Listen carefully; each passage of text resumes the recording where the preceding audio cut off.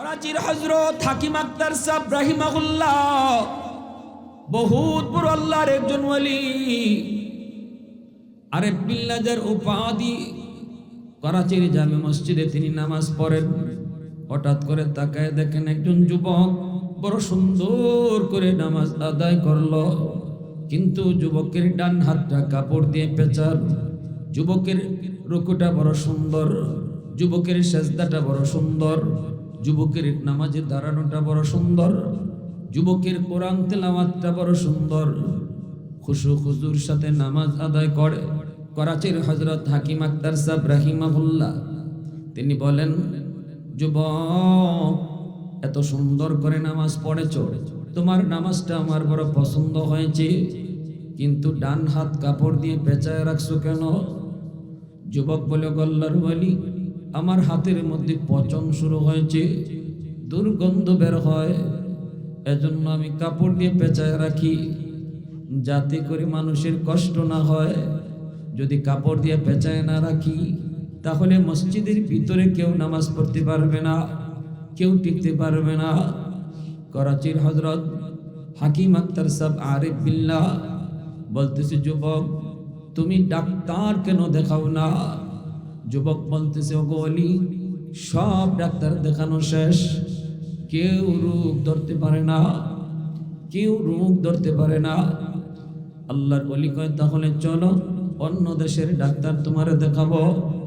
যুবক কয়, হুজুর, তাম দুনিয়ার সব ডাক্তার যদি বাইকটা খাওয়াইয়া দেওয়া হয়, তবু আমার রোগ ভালো হবে না, কারণ ডাক্তার আমার রোগ ধরতেই পারে না, আমি আমার রোগ ধরে ফেলেছি। আমার রোগ হলো আসমানি, চিকিৎসা চলছে জমিনে, অতএব জিন্দিগিতে কোনো দিন আমার রোগ সারবে না।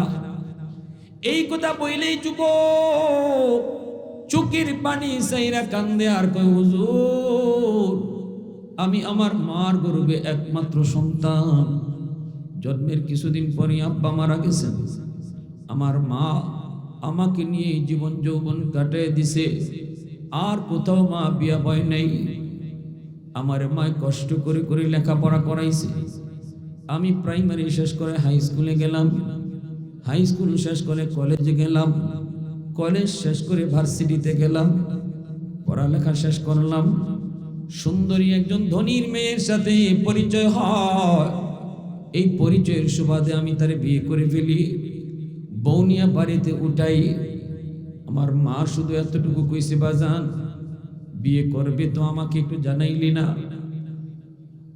ঠিক আছে বাবা, বিয়া করছো ভালো কথা, কিন্তু ধনীর মেয়ে, আমি গরিব মারে কেমন করে মা কয়ে ডাকবো? আমার মন তো বলে আমাকে মা কয়ে সে ডাকতে লজ্জা পাবে। যুবক না গো মা, আমি সব তারে বাঙ্গায়া কইছি, কোনো অসুবিধা নাই। মা যা ধারণা করেছে তাই হয়েছে। এ যুবক, কোনো মা কোনো বাবা সন্তানের কোনোদিন অমঙ্গল চায় না, সন্তানের কোনোদিন ক্ষতি চায় না, সন্তানের কোনোদিন লোকসান চায় না। সকল বাপ মা সন্তানের লাভ চায়, সন্তানের ভালো চায়, ঠিক কিনা জোরে কও? তুমি আমি হয়তো অনেক সময় বুঝি না, মনে করি আমার মা আমারে বন্ধুর সাথে হাঁটতে দেয় না, মনে করি আমার বাপে আমার বন্ধুর লগে যাইতে দেয় না, কিন্তু তোমার বাবা জানে এই বন্ধুর লগে গেলেই তুমি নষ্ট হবে।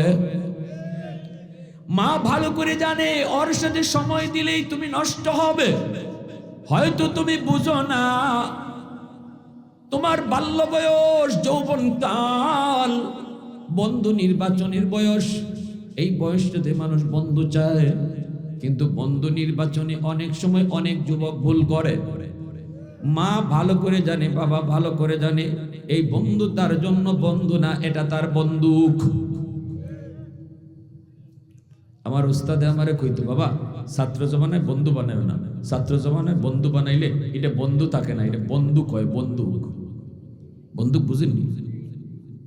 মানে এটাই তোমার ফায়ার করব, এ তোমার জীবন শেষ করব, এ তোমার জীবন নষ্ট করব। এজন্য মা বাবা সন্তানের কোনোদিন খারাপ চায় না, ভালো চায়। তুমি বুঝো না, বুঝবা কোন দিন? যেদিন তুমি মা দুনিয়ায় থাকবে না, বাবা দুনিয়ায় থাকবে না, আর ফতে ফতে ঘুরবায়, রাস্তায় রাস্তায় ডেন্ডুরা খাইবায়, আর মানুষ এইবার থেকে হিবায় লাত্তি দিব, চাকরি পাইতায় না, দোকানে কর্মচারীও নিত না তোমারে।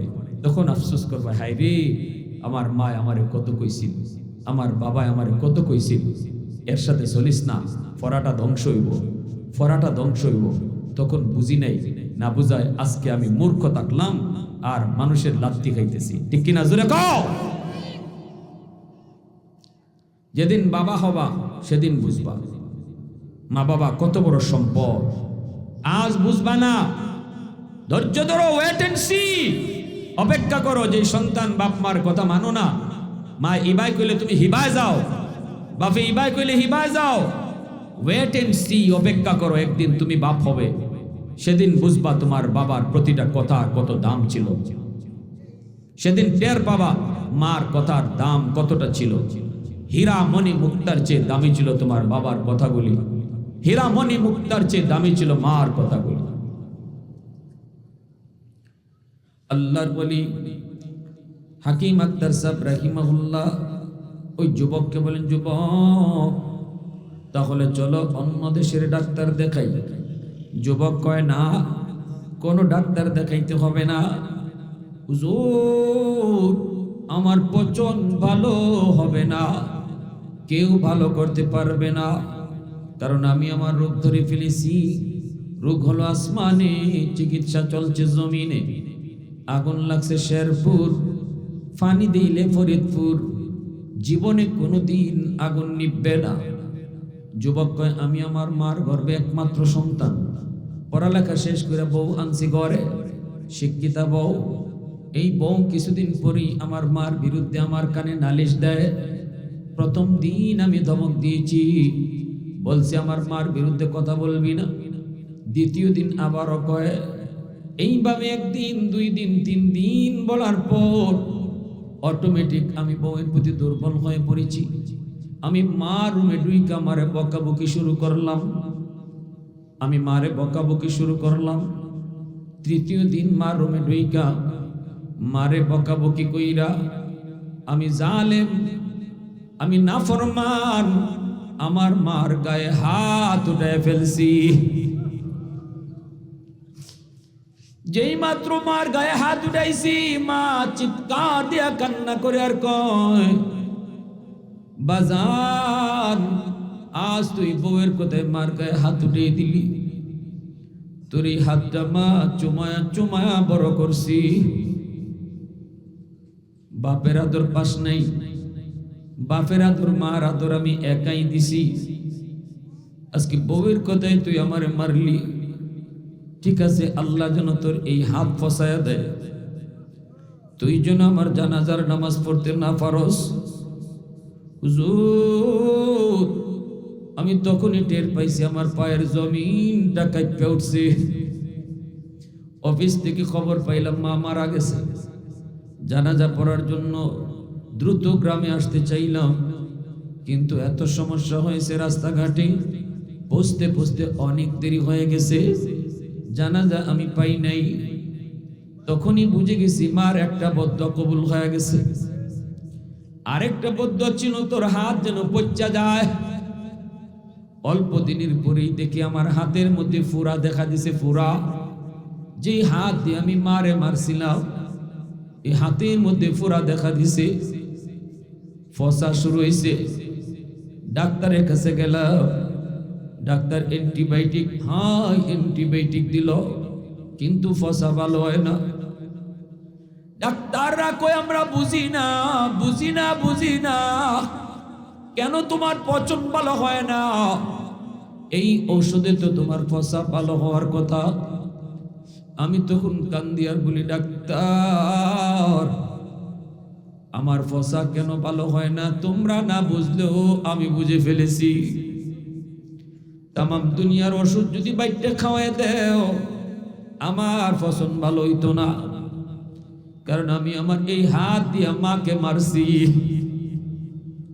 আওয়াজ দিয়া কও নাউজুবিল্লাহ, আরো জোরে কও নাউজুবিল্লাহ। ওগো আল্লাহর ওলি, দিন দিন খালি ফসা উফরের দিকে উঠে, দিন দিন খালি উফরের দিকে উঠে। আমার এই ফসার দুর্গন্ধে আমার সুন্দরী বউ, যেই বউয়ের কথায় আমি মারছিলাম, এই বউটাও আমারে ফালাইয়া বাপের বাড়ি চলে গেছে।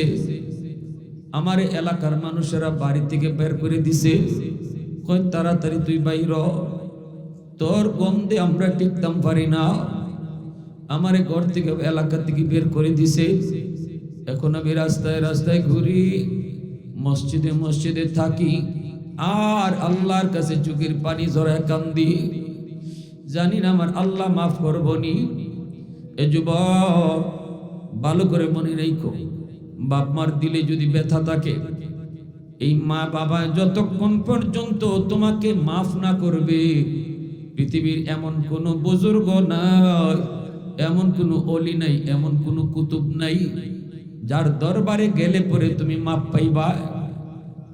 কারণ আমার মায়ার নবী, দয়ার নবী, রহমতের নবী, মদিনার কবর জান্নাতুল বাকির পার দিয়ে নবী যাইতেছেন। এই অবস্থায় নবীজির সাথে আছেন সাহাবায়ে কেরাম। নবীজি অন্তর চোখে দেখলেন একটা কবরের ভিতরে যুবকের আযাব। যুবক আগুনে ফুটতেছে, সাপের কামড় খাইতেছে, আর মা মা কয়া চিৎকার করে কান্দে। নবীজি অন্তর চোখে দেখে ফেললেন, আল্লাহ তারে দেখাইলেন।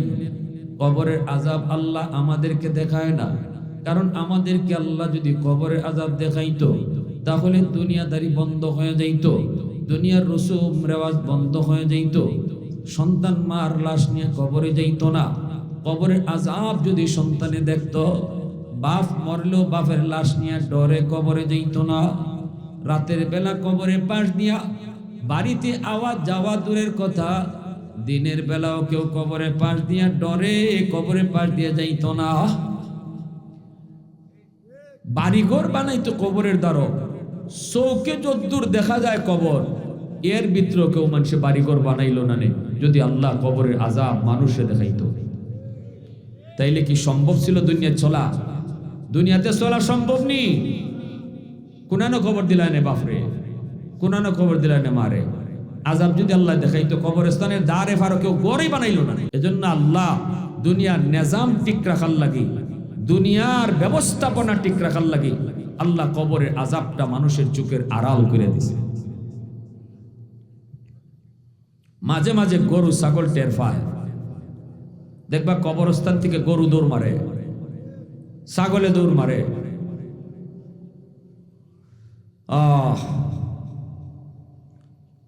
আমার নবীরে আল্লাহ দেখাইছেন, মদিনার কবরে একটা যুবক আযাব ভোগ করতেছে, আল্লাহ অন্তর চোখে রসুলকে দেখাই দিছেন। নবীজি দেখছেন, সাহাবীরা দেখেন নাই, নবীর সাথে সাহাবায়ে কেরাম তারা কিন্তু দেখেন নাই, দেখছেন আল্লাহ রসুল। দেখাইছেন কে? জোরে কও, আল্লাহ দেখাইছেন। এইবার রহমতের নবী, মায়ার নবী আল্লাহর কাছে আবদার করে, মালিক তুমি তো আমাকে রহমতের নবী বলেছ, রহমতের নবী কবরের পাশ দিয়ে চলে যাবে আর কবরের ভিতরে আযাব হবে, হয় না, হয় না মালিক, হয় না, তুমি আযাবটা বন্ধ করো। নবী হাত উঠে দোয়া করেন, সাহাবীরা আমিন আমিন কন, কিন্তু যুবকের আযাব বন্ধ হয় না। নবী আবার হাত উঠাইলেন, সাহাবায়ে কেরাম আবারও আমিন বললেন, এবারও আযাব বন্ধ হলো না। আবারও নবী হাত উঠান, আবারও আমিন বলেন, এবারও আযাব তার বন্ধ হলো না। রসুল জানতে চাই, মালিক আমার হাতের দাম কি তোমার দরবারে কমে গেল? আল্লাহ আমি তো হাত উঠে চাইতে দেরি, কবুল করতে তুমি দেরি করো না। আমার আপনার নবীর হাতের কি পরিমাণ দাম! হযরত আবু হুরায়রা রাদিয়াল্লাহু তাআলা আনহুকে নবীজি একটা থলির মধ্যে খেজুর দিয়া কইছেন, আবু হুরায়রা সারা জীবন এই থলি থেকে খেজুর খাইও, কিন্তু কোনদিন কয়টা খেজুর বাকি আছে দেখো না। সুবহানাল্লাহ, জোরে কইতা না? আচ্ছা, কইয়া কইয়া কি আপনারা সুবহানাল্লাহ খাওয়ানি লাগবে? আমার সুবহানাল্লাহ কইতে গুনাহ না সোয়া সুবহানাল্লাহ অর্থ কিটা এটা ও এখানে না রূপ ধরছি আমি মানে বাঙালিরে লাভ না দেখাইলে আমরা কোনো আমরা যাইতে রাজি না খালি আজারি মাহফিলও গেছি ফুটলা পাইছি না একটাও নানি কিলা কিলি দুসাদুসি হয়েছে কতকাল আর নাইলে আপনারাই কেন ফুটলা বাটলা আসেনি ওই যুবকরা কম না বা তে একটু আমার আশা আছে থাকবো আপনারা শেষ পর্যন্ত বাঙালি লাভ ছাড়া আটে না সুবহানাল্লাহ অর্থ ভালো করে বুঝছো সুবহানাল্লাহ অর্থ আল্লাহ তুমি পাক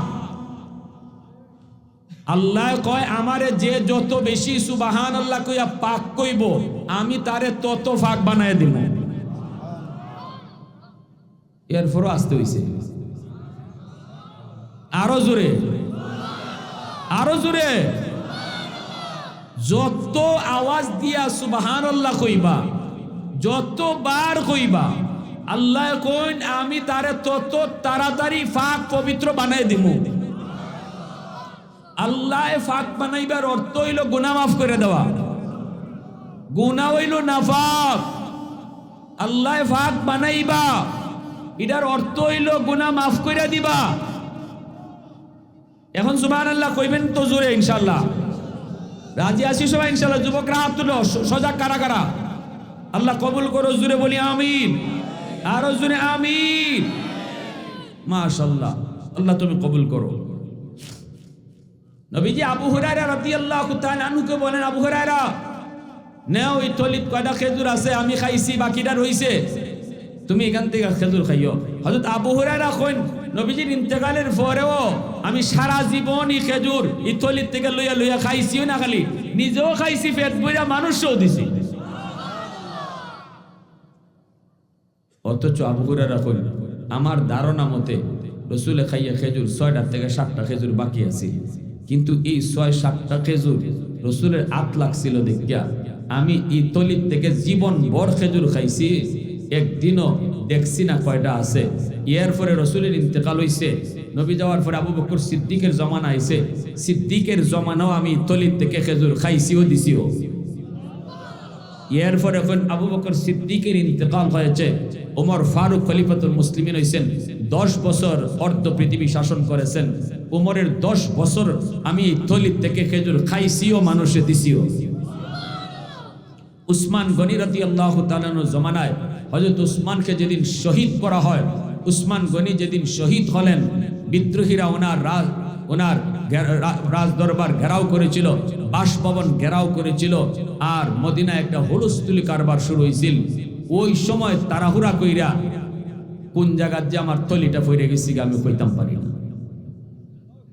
সুবহানাল্লাহ চিন্তা করছে আমার নবীর হাতের কি পরিমাণ দাম আরেকটা ঘটনা কইতাম নি মাত্র না বা কইতাম নি তাবুক যুদ্ধ থেকে রাসূল আইতেছেন রদ্দে শামস নামক কিতাবের ভিতরে লিখছেন নবী হযরত আলী রাদিয়াল্লাহু তাআলা উরাতের মধ্যে মাথা রাখিয়া নবী কইন আলী একটু আমি বিশ্রাম নেই আলী বলেন ইয়া রাসূলুল্লাহ একটু ঘুমান নবীজি আলীর মাথার মধ্যে উরাতের মধ্যে মাথা রাখিয়া রাসূল বিশ্রাম নিছেন আলী রাদিয়াল্লাহু তাআলা আসরের নামাজ পড়েন নাই ইনি ভাবছেন নবীজি একটু ফরতে উঠি যাইবা তা আমি এরপরে নামাজটা পড়িলেই মনে কিন্তু নবীর চোখ লেগে গেছে এদিকে সূর্য ডুবে যাইতেছে আলী রাদিয়াল্লাহু তাআলা চিন্তাত পড়ে গেছে হাই রে এখন কি করি আমার কি নামাজ কাজা হয়ে যাইব নাকি নবীর ঘুম ভাঙাইব সাথে সাথে আলীর মন কয় সাবধান তোমার নামাজ কাজা হয়ে যায় যা তবু দু জাহানের বাদশার ঘুম ভাঙাইও না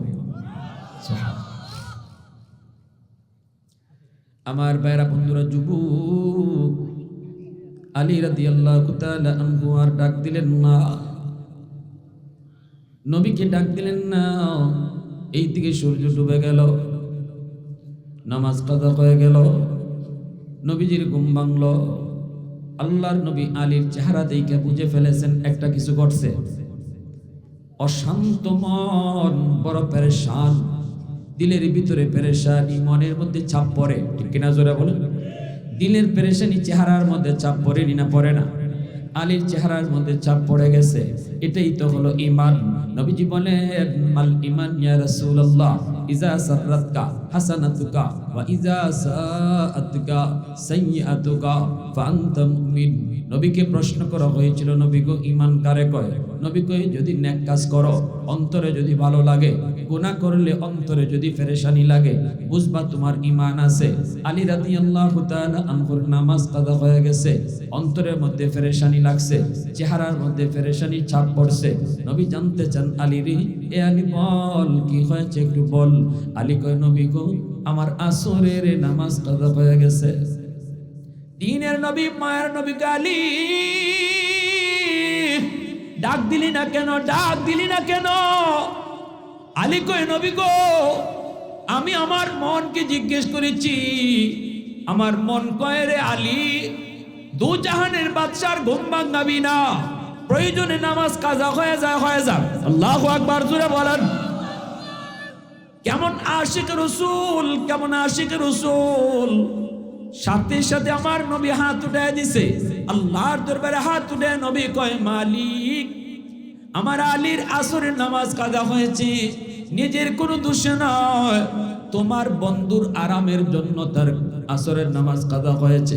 ও মালিক আমি এত কিছু বুঝি না, আল্লাহ তোমার বন্ধু হাত উঠায় দিছে, তোমার ডুবন্ত সূর্য আবার তুমি আকাশে উঠায় দাও। আমার আলীর নামাজ কাজা, আমি রাসূল এটা পছন্দ করি না, টাইম মতো যেন নামাজ পড়তে পারে। তুমি তোমার সূর্যকে আবারও আকাশে উঠাও যেন আমার আলী টাইম মতো নামাজ পড়তে পারে। নবীজি হাত উপরে থাকতে থাকতেই আল্লাহ পাক নবীর হাতের দাম দিয়া সূর্য আবার আকাশে উঠাইয়া দিছে। আওয়াজ দিয়া কও না সুবহানাল্লাহ, আরো জোরে সুবহানাল্লাহ। हैदर तेरा नाम से इस्लाम रहेगा, हैदर तेरा नाम से इस्लाम रहेगा, दुनिया की शजात में तेरा नाम रहेगा, दुनिया की शजात में तेरा नाम रहेगा, मुआविया तेरा नाम से इस्लाम रहेगा, दुनिया की सियासत में तेरा नाम रहेगा, दुनिया की सियासत में तेरा नाम रहेगा। এজন্য বলতেছি নবী কই মালিক আমার হাতের দাম বুঝি কমে গেল। তিনবার হাত উঠাইছি একটা যুবকের জন্য, কবরের ভিতরে তার আযাব। ও মালিক আমি হাত উঠাইছি, সাহাবীরা আমিন কইছে, আযাব কেন বন্ধ হয় না? কোথায় আমার সমস্যা, কি ভুল করেছি? আল্লাহ কই বন্ধু তুমি ভুল করো নাই, তোমার কোনো ভুল হয় নাই, হাতের দামও কমে যায় নাই। এই যুবকের মা এখনো দুনিয়ায় জীবিত, মার কলিজায় ব্যথা, মা মরণের সময়টাতেও তার মাপ দেয় নাই। আমি আল্লাহ সিদ্ধান্ত নিয়েছি মা যতক্ষণ পর্যন্ত এই যুবককে মাফ না করবে আমি আল্লাহ তারে মাফ করব না। এ বন্ধু মার কলিজায় বড় ব্যথা, মায় তারে মাফ না দিলে আমি আল্লাহ তারে মাফ করব না। এই কথা শোনা মাত্রই নবীজি কয় সাহাবীরা দৌড়ায় তার মায়ের কাছে গিয়ে আমার সালাম পৌঁছাও। নবীজির সালাম পৌঁছানো মাত্রই মহিলা আসলো। নবীজি জিজ্ঞেস করেন মা গো তুমি কবরটা চিনোনি? মহিলা কই নবী গো চিনি, এটা আমার সন্তানের কবর। আল্লাহর নবী কই মা এই সন্তান বুঝি তোমার ভীষণ কষ্ট দিয়েছে, তোমারে অনেক যন্ত্রণা দিছে, তোমারে অনেক কষ্ট দিছে, জুলুম করছে, নির্যাতন করছে, এজন্য কবরের ভিতরে জাহান্নামের আগুনে জ্বলতেছে গো মা। সবাইরে আল্লাহ দেখায় না, আমারে দেখাইছে, আমি নিজের চোখে দেখছি, এখনো দেখতেছি। মা গো সন্তান আগুনে ফুটতেছে আর সাপের কামড় খাইতেছে, আমি নবী নিজের চোখে দেখতেছি, আর চিৎকার করে করে শুধু আম্মা আম্মা কইয়া কাঁদতেছে। মহিলায় কয় নবী গো ওগো নবী আমি এর মাফ করবো না, আমি এর মাফ করবো না, এখনো আমার পিঠে মাইরের দাগ আছে, পিঠে এখনো মাইরের দাগ। বোর কোথায় আমার গায়ে হাত উঠাইছে গো নবী, আমি মরণের সময়ও তারে মাপ দিই নাই, এখনো মাপ দিব না। আল্লাহর নবী দুজাহানের বাদশা উম্মতের দরদি নবী তিনি তো এই কথা শুনেই চলে যেতে পারেন না। রসুল তো একটা ব্যবস্থা করবেন। তিনি তো উম্মতের দরদি নবী, উম্মতের কান্ডারি নবী। আল্লাহর নবীর চোখ দিয়ে দর দর করে পানি পড়ে, নবীজি কাঁদতেছেন। আল্লাহর নবী বুঝে গেছেন মার দিল অনেক শক্ত হয়ে গেছে, এইবার মার দিলটারে কেমনে নরম করব। নবীজি বলতেছেন, আল্লাহ মার দিলটা অনেক শক্ত, অনেক শক্ত, সন্তানে কষ্ট দিছে গো মালিক, এখন কেমনে নরম করি? আমি নবীর দোয়া তো তুমি কবুল করো না, আমার সুপারিশটাও তো তুমি কবুল করো না। আল্লাহ একটা আবদার করি, মালিক কবরের আযাবটা তুমি আমাকে যেইভাবে দেখাইছো এইভাবে তার মারও তুমি দেখায়া দাও। আল্লাহ কই, বন্ধু তোমার এই সুপারিশ আমি কবুল করলাম। সাথে সাথে আল্লাহ পাক মার চোখের সামনে কবরের আযাব আল্লাহ দেখায় দিছে। দেখা মাত্রই মা চিল্লানি দিয়া কয়, নবী গো আমি মাফ করে দিছি গো নবী, মাফ করে দিছি, আমি বুঝি নাই, আমি বুঝি নাই আবার কলিজার সন্তান এমন কষ্টে আছে। পৃথিবীতে একমাত্র মা, বিদেশ বাড়িতে সন্তানের কোনো বিপদ হলে সবার আগে টের পায় মা। মার কলিজায় সবার আগে কচকচি করে, ঠিক কিনা জোরে কও। পৃথিবীতে মায়ের মতো আপন কেউ হবে না, পৃথিবীতে মায়ের মতো আপন কেউ হবে না। তোমরা কোনোদিনও মায়ের মনেতে কষ্ট দিও না, তোমরা কোনোদিনও মায়ের মনেতে কষ্ট দিও না। পৃথিবীতে মায়ের মতো আপন কেউ হবে না, পৃথিবীতে মায়ের মতো আপন কেউ হবে না। তোমরা কোনোদিনও মায়েরই মনেতে কষ্ট দিও না। কত পাপী এমন আছে মাকে কষ্ট দেয়, মায়ের মনে কষ্ট দিয়ে অভিশাপ নেয়। মায়ের মনে কষ্ট দিলে খোদা যে সহে না, মায়ের মনে কষ্ট দিলে খোদা যে সহে না। তোমরা কোনোদিনও মায়েরই মনেতে কষ্ট দিও না, তোমরা কোনোদিনও মায়েরই মনেতে কষ্ট দিও না। যেই মাত্র মায় কই মাফ করে দিছি, সাথে সাথে আল্লাহ আযাব বন্ধ করে দিছে। মায় মাফ করতে দেরি হয়েছে, আযাব বন্ধ করতে দেরি হয় নাই। এজন্য এই যুবক, তাম দুনিয়ার সমস্ত মানুষকে যদি তুমি খুশি করো আর মা বাবার কলিজায় যদি ব্যথা দাও, আল্লাহ কোনোদিন তোমার উপর খুশি না। আব্দুল কাদের জিলানী, মঈনুদ্দিন চিশতির মতো আল্লাহর ওলি এমনও বহুত কুতুবরে করে আইনা যদি তুমি দাওয়াত খাওয়াও, সবাই যদি তোমার জন্য হাত উঠায়, তবু আল্লাহ তোমারে মাফ করবে না। যদি মার কলিজায় ব্যথা থাকে, বাবার কলিজায় ব্যথা থাকে, কারণ আমার নবীর সুপারিশ যদি আল্লাহ কবুল করলো না, সেখানে হাজারো আব্দুল কাদের আইলো লাভ হইতো না, ঠিক না? কারে বেজার কইরা কারে খুশি করতেছো দুনিয়া? শ্বশুর শাশুড়ির খুশি করো, আপত্তি নাই, শরীয়তের বিধান আছে। কিন্তু শ্বশুর শাশুড়ি খুশি থাকলে আল্লাহ খুশি, হাদিস পাই না। হাদিস আমরা পেয়েছি, বাপ মা খুশি থাকলে আল্লাহ খুশি। রেদার রাব্বি ফি রাদাল ওয়ালিদাইন ওয়া সাখাতুর রাব্বি ফি সাখাতিল ওয়ালিদাইন। শাশুড়ির আম্মা কইয়া মুখ বইরা ডাকো, অসুবিধা নাই, কিন্তু মারে যদি আম্মা কইয়া মুখ বইরা তুমি ডাক দাও, মার দিলটা খুশি হয়ে যাবে।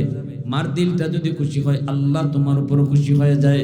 বাবারে আব্বা কইয়া তুমি বেশি বেশি ডাকো, বাবার দিলটা খুশি হয়ে যাবে।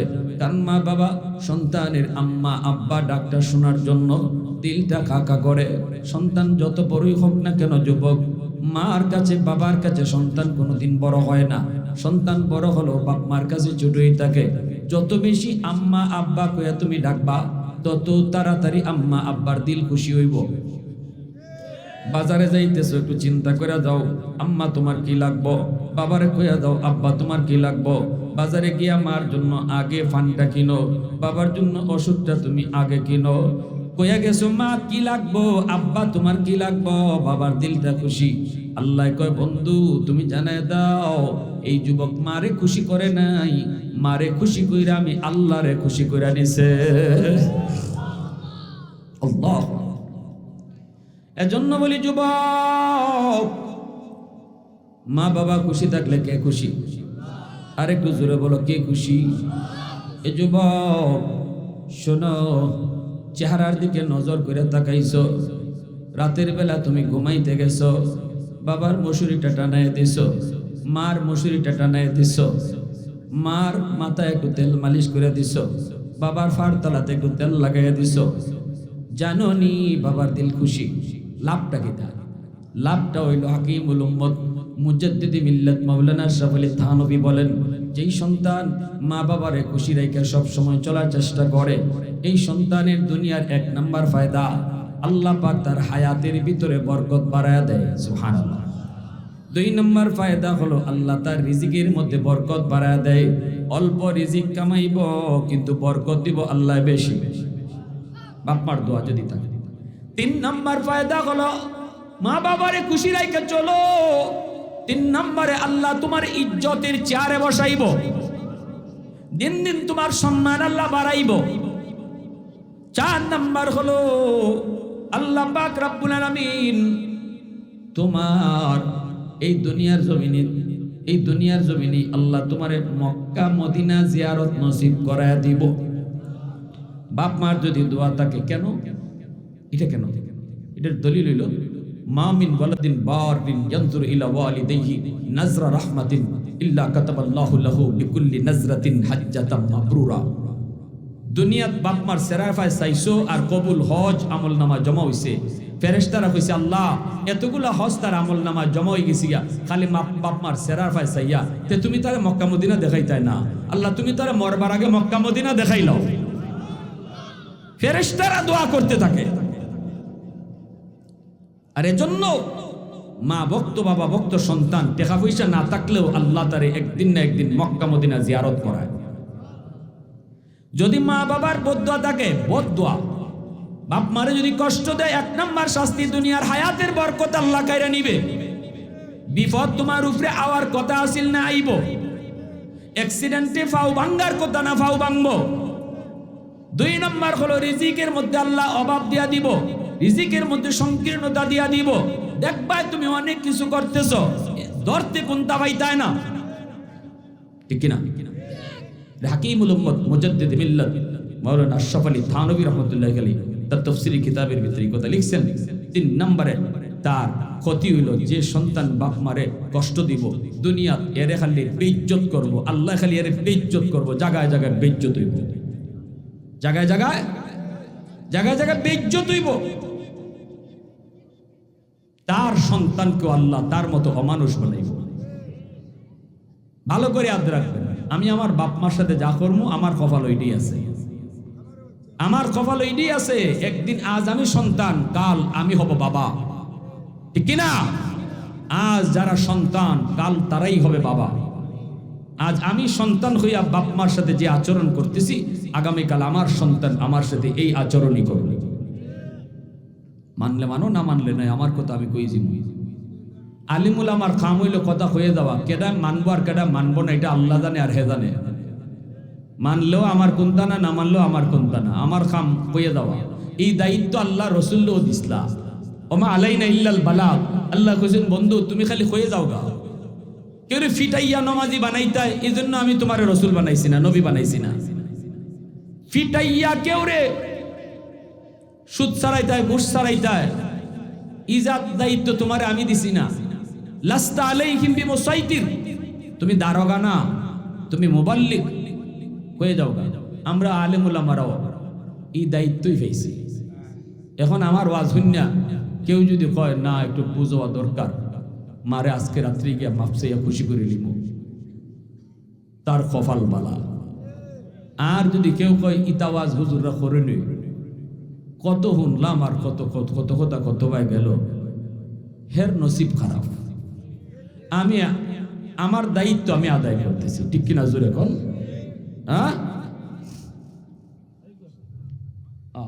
জিকির করি লা ইলাহা ইল্লাল্লাহ জোরে।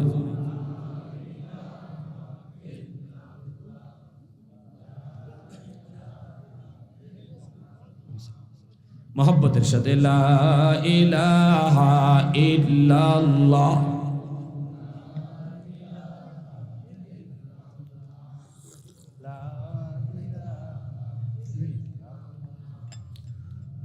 ডরাই না, ডরাইতেছ?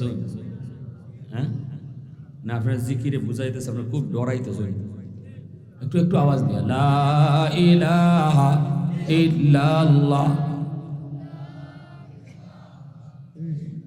না 10 মিনিট ঠিক আছে, 10 মিনিট থাকবো আমরা, 10 মিনিট থাকবো। লা ইলাহা ইল্লাল্লাহ।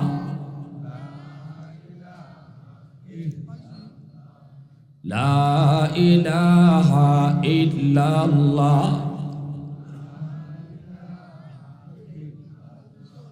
লা ইলাহা ইল্লাল্লাহ মুহাম্মাদুর রাসূলুল্লাহ।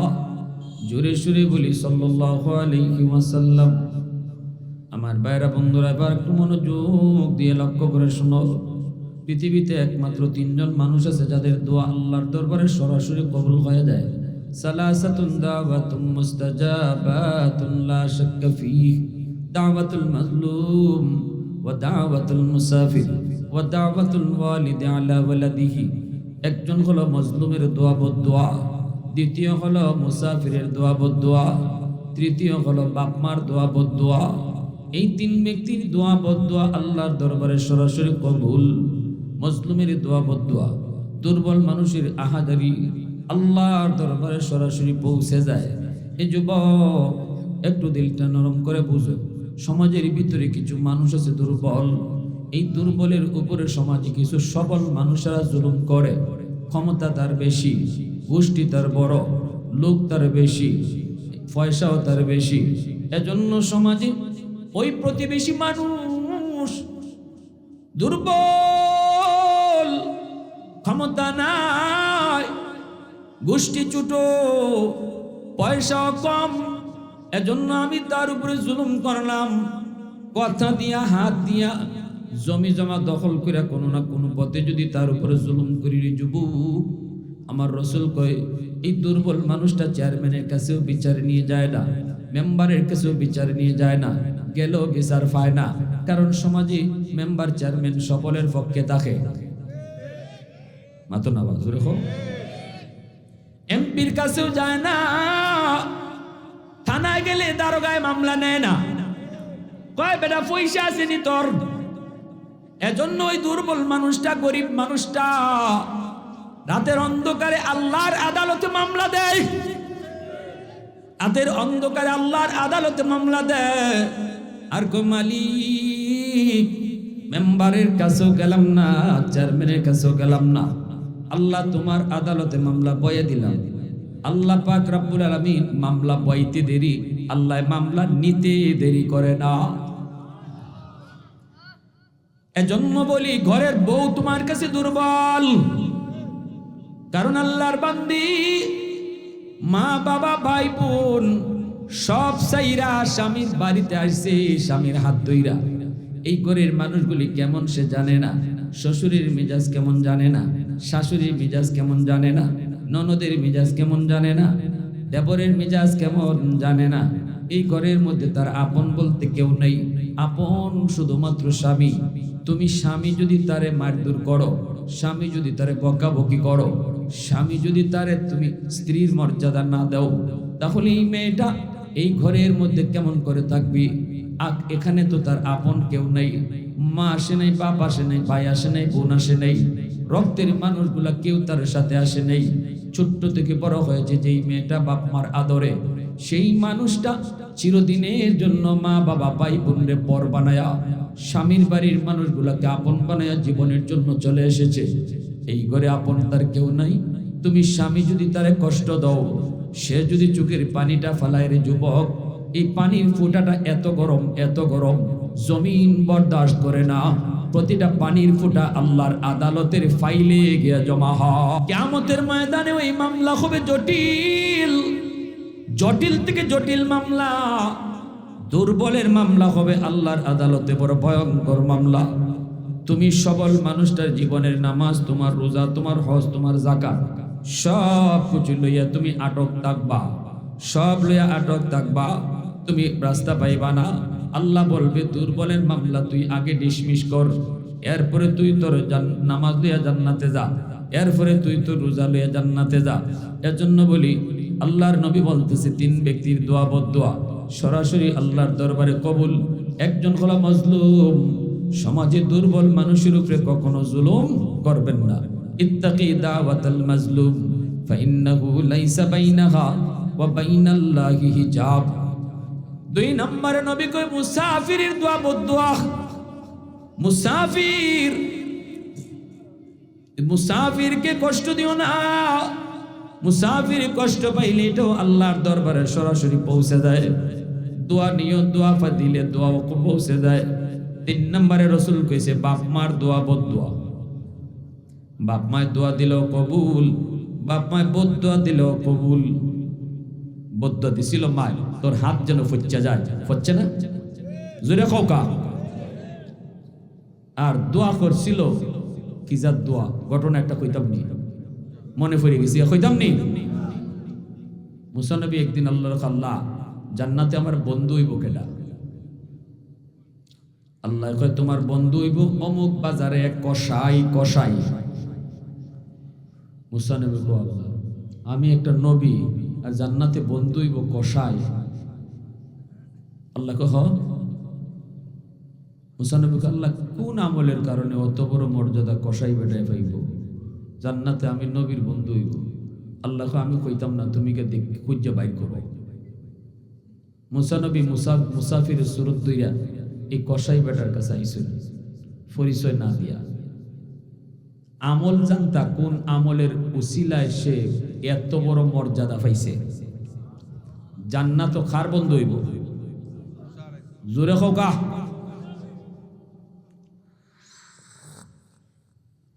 এখন মুসা নবী কইন আসসালামু আলাইকুম ওয়া রাহমাতুল্লাহ। কই ওয়া আলাইকুম আসসালাম ওয়া রাহমাতুল্লাহ। ভাই আমি একজন মুসাফির, আজ রাত আমি আপনার বাড়ির মেহমান হইতাম চাই, আমারে নিবাইনি। কসাই লোকটা কয় ঠিক আছে ভাই, অসুবিধা নেই, আমি তো মেহমানের পাগল। আমরা মনে করি মেহমান আইলে পরে আমার কমায়া যায় খাইয়া যায়। আর আমার রাসূল কয় মান আরাদা আন ইয়াবসুতার রিজকা ফালইউকরিম দাইফা। নবীজি বলেন মেহমান তোমার বাড়িতে আইলে বাড়ায়া দেয়া যায়। নবী কইছেন বাড়ায়, আর আমি আপনি দেখি কমে।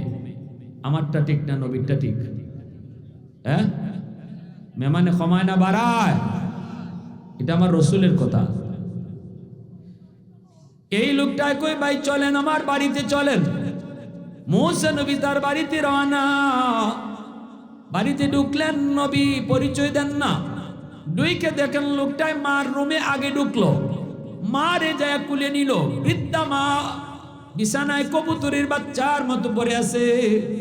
মুসা নবী যাইয়া আস্তে করে তারে কুলে নিলেন। কুলে নিয়া মুসা নবী দেখতেছে লোকটাই গিয়ে মারে কুলে নিল। কুলে নিয়া নিজের হাতে আছিল খাওন, এই খাওনটা মারে তুলায় তুলায় খাওয়াইতেছে। শিশুকালে মা যেভাবে তোমারে আমারে তুলায় তুলায় খাওয়াই তুরি যুবক, এইভাবেই এই কসাই লোকটায় মারে তুলায় তুলায় খাওয়াইতেছে।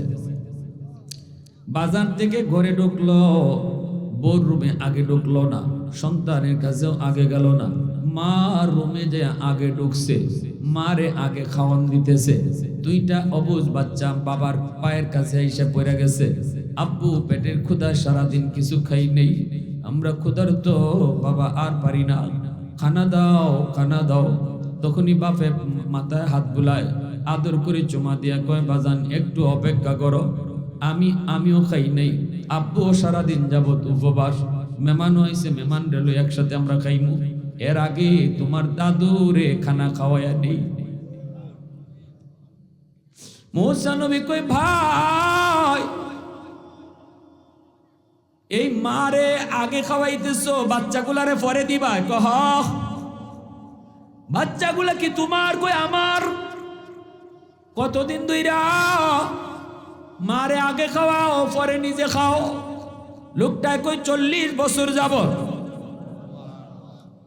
মূসা নবী অবাক হইয়া তিনি বুঝে গেলেন কোন দোয়ার কারণে, কোন আমলের কারণে সে জান্নাতে তার বন্ধু হইছে।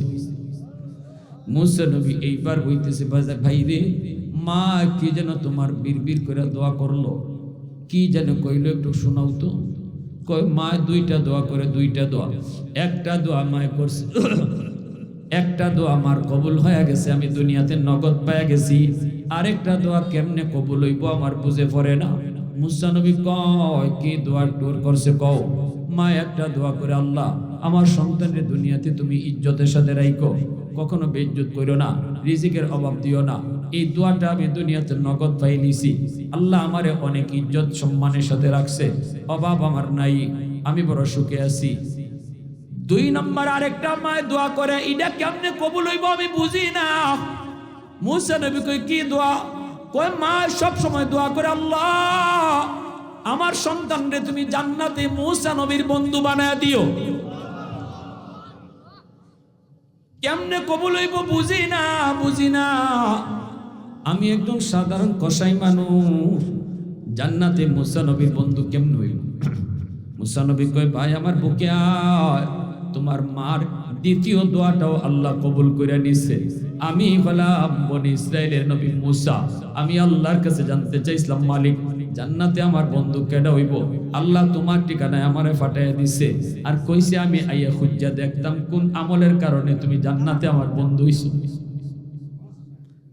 হ্যাঁ এ ভাই আমার বুঝ হয়ে গেছে রে ভাই, এই মার দোয়ার কারণে আল্লাহ পাক তোমারে আমার জান্নাতে বন্ধু হিসাবে কবুল কইরা নিছে। আওয়াজ দেয়া কও না সুবহানাল্লাহ, আরো জোরে সুবহানাল্লাহ।